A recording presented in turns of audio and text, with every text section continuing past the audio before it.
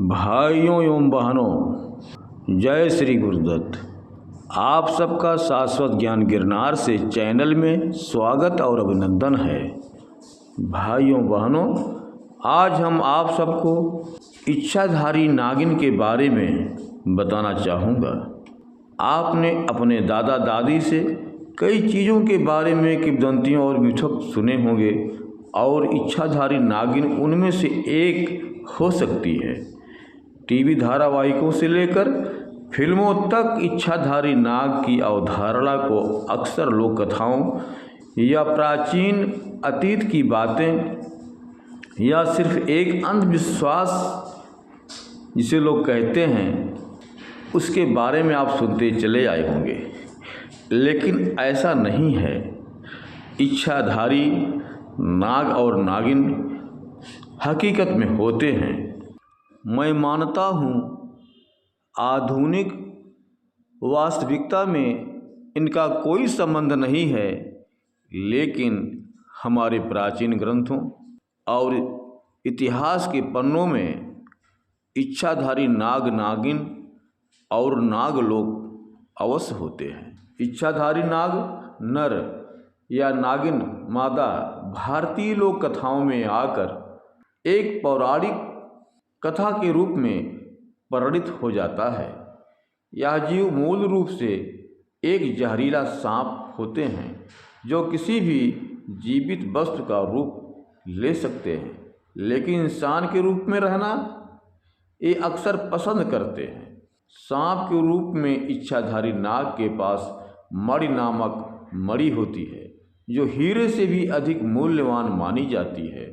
किंवदंतियों में बताया गया है कि सांप के काटने से कई लोगों की जान चली गई। जब सांपों ने अपनी चोरी हुई मणि का बदला लिया या जोड़े में से किसी एक सांप से काटने के कारण अपनी जान गंवा दी। बहुत सारे सांप मारे गए, लेकिन मैं आपको बता देना चाहता हूँ, इच्छाधारी नाग और नागिन को पकड़ना या उनको मारना इतना आसान नहीं होता है, या उनके मणियों को प्राप्त करना इतना आसान नहीं होता है।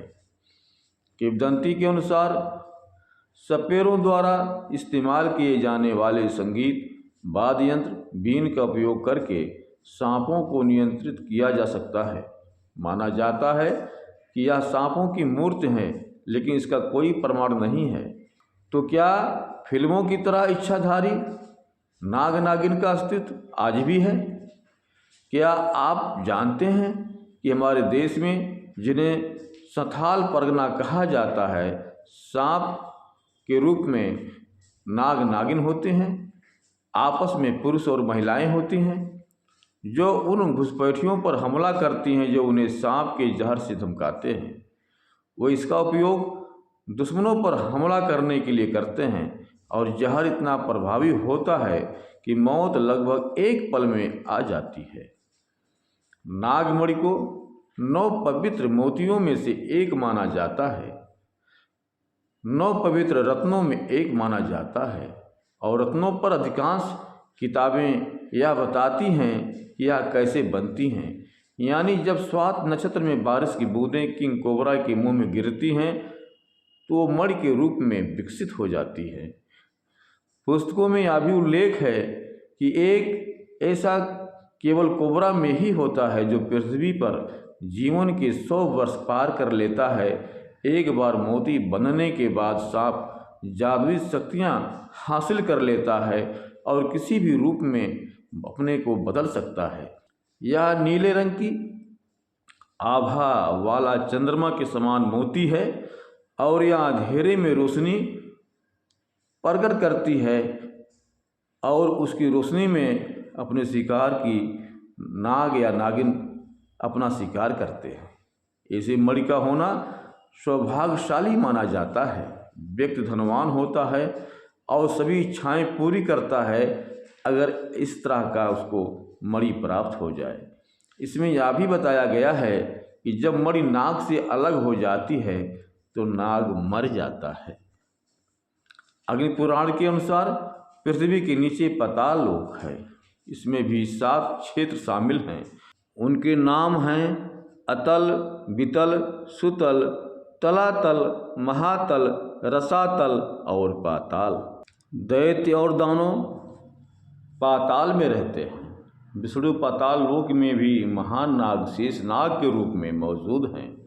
शेषनाग ने पृथ्वी को अपने फन पर धारण किया हुआ है। वायु पुराण के अनुसार पाताल लोक में नाग और राक्षस रहते हैं।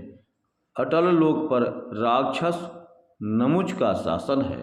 राक्षस महाजम द्वारा सुतल लोक, दैत्य प्रहलाद द्वारा वितल लोक, दैत्य कालनेम द्वारा गभस्थल लोक, दैत्य विरोचन द्वारा महातल, राक्षस केसरी द्वारा श्रीतल लोक और राक्षस बाली द्वारा पाताल लोक। महान नाग वासुकी श्रीतल में और महान नाग शेषनाग पाताल में रहते हैं। वासुकी नागों या नागों के राजा हैं। वह दक्ष की बेटी कद्रु और ऋषि कश्यप के पुत्र थे। आमतौर पर वासुकी और शेषनाग को पर्यायवाची माना जाता है। अनंत नाम भी उनके लिए इस्तेमाल किया जा रहा है। शेषनाग की आँखें लाल कमल के समान हैं। उनका रंग सफ़ेद है और वे नीले रंग के वस्त्र पहनते हैं। उनके हजारों फनों का तेज चमकता रहता है। नागमणि कई प्रकार की होती है, जिन्हें सांप की मणि या सांप की मणि अर्थात सांप की मणि भी कहा जाता है। शास्त्रों में उल्लेख है कि नागमणि विभिन्न रंगों में उपलब्ध है और सबसे अधिक धब्बेदार पीले, शहद, हरे, हल्के हरे, लाल और यहाँ तक कि सफ़ेद भी होते हैं। खैर, मिथक या रहस्य तो समय ही बता सकता है, लेकिन यह एक बड़ा सवाल यह है, क्या इच्छाधारी नागिनें वास्तव में मौजूद हैं? चलिए सीधे मुद्दों पर आते हैं। यह सच हो भी सकता है और नहीं भी। हमारे देश में नाग और नागिन की कथाएं बहुत ही प्रचलित हैं। इच्छाधारी नाग और नागिन सनातन से सदियों से होते आए हैं। आज वो अप्रत्यक्ष रूप से हमारे बीच में विद्यमान हैं। इनका आशीर्वाद और कृपा भी हमारे जीवन को बदल सकता है। अगर किसी तांत्रिक का हम सहयोग ले लें तो हमें नागमणि भी प्राप्त हो सकती है और इस नागमणि का बहुत ही फायदा है, इसका बहुत ही उपयोग है, जो हम कभी आपको किसी वीडियो में बताएंगे। अब हम अपने वाणी को यहीं पर विराम देता हूँ। पुनः मिलेंगे अगले वीडियो में। जय श्री गुरुदत्त, जय श्री गुरुदत्त।